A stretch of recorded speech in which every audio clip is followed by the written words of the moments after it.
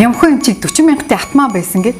Одоо тэр тухайн үед одоо за нямхан юм ч одоо сог авиатын үед атман гэдэг үг нэлээд хэрэглэгдэгсэн. Одоо бол хүнд гарууд гэж ярьдаг болсон шүү дээ. Тэгээ ер нь та атман байсан уу?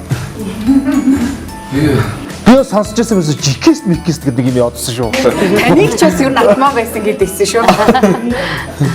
Ер нь буу атманаас сууж юм шүү. Атманууд дунд л ер нь байгаад байна шүү дээ. Ер нь үе атманууд зугларсан юм шүү. Нэр үнэ юм уу те та 40 мянга таах юмсан.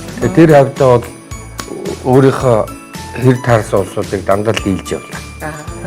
Ингээд хоошоо харсан чинь Нямкагийн царай ингээд улаагаад тэгсэн чинь соох нийцсэн. Хаан маань ингээд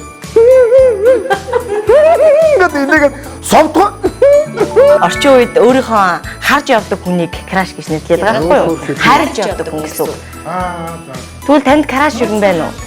Тэсэр усаас хэмжин цагаан цаасан дээр сэтгэлийнхээ хэд үгийг сэрүүлэн байж өчөг гэл одоо ийм краш байлаа шүү дээ тийм. Эмгэн баах юм нэхэд тэр нь тоглож байлаа. Постахад яв баашингуугаад ир. Чи ямар мухай тийм эртний хүн юм бэ? Тэгээд үе юм маш их мэдхий. Тэргээр амир хөөрөө. Асараа сэнгэн сомара